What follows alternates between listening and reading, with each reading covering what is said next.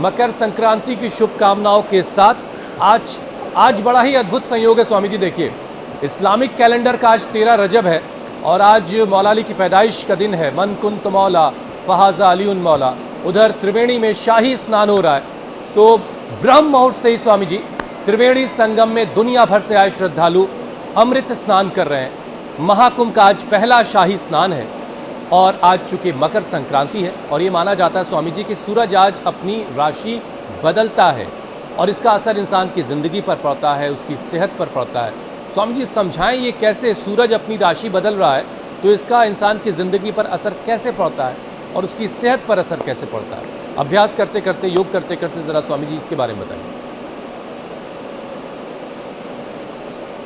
तो देखो, रोज हम योगी जोगिन सूर्य नमस्कार कराते हैं, ये तो रोज करना ही करना है, इसमें तो कोई कंप्रोमाइज नहीं।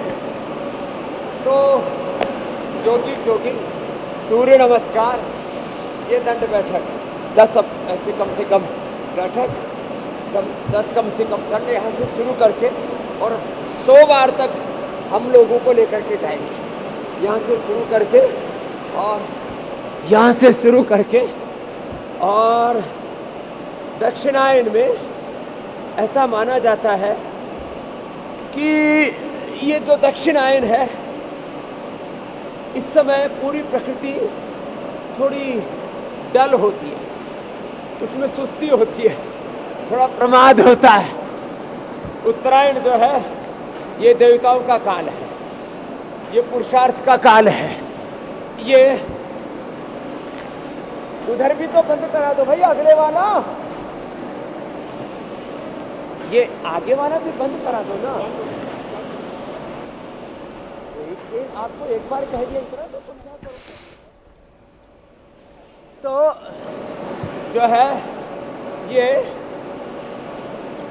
उत्तरायण जो है,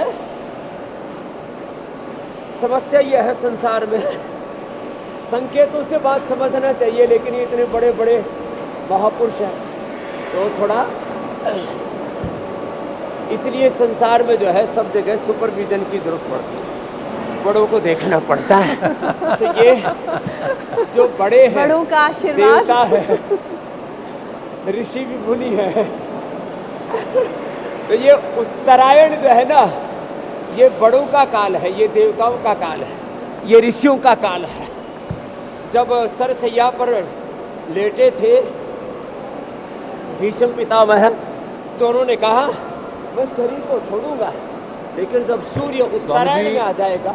एक और ख़ास तस्वीर आ रही है, तो आज आपने अपने सामने स्क्रीन लगाई है, नहीं लगाई है मुझे अंदाज़ा नहीं हो पा रहा है, लेकिन हम योगी आदित्यनाथ को दिखा रहे हैं। मकर संक्रांति के मौके पर वो लोगों से मुलाकात कर रहे हैं, लोगों को आज के दिन की मुबारकबाद दे रहे हैं। एक छोटे से बच्चे से मुलाकात भी की, अभी देखिए, और रोज टॉफ़ी वगैरह लेके गए हैं आज बच्चों के लिए। क्या बात है। एक तरफ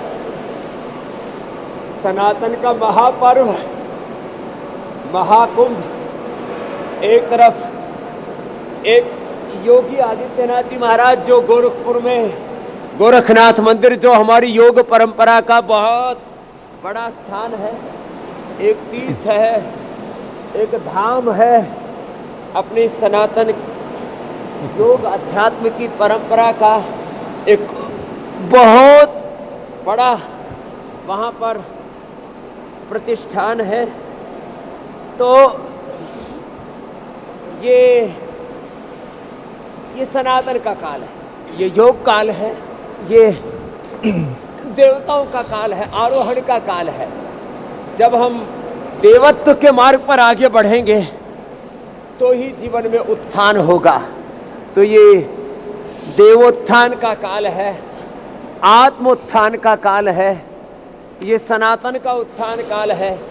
और इसको खाली एक परंपरा से ही नहीं मैं कहूँगा, ये सभी मजहब मत पंथ, चाहे इस्लाम हो, चाहे ईसाइयत हो, चाहे हिंदुत्व हो, चाहे सनातन हो, जैनिज्म हो, बुद्धिज्म हो, सिखिज्म हो, ये सभी व्यक्ति के जीवन को ऊंचा उठाने के लिए अलग अलग कालखंड में महापुरुषों ने एक व्यवस्था को खड़ा किया। लंबे लंबे श्वासों के साथ एक तरफ तो 100 200 बार हमें ये ऐसे भुजंगासन करना है।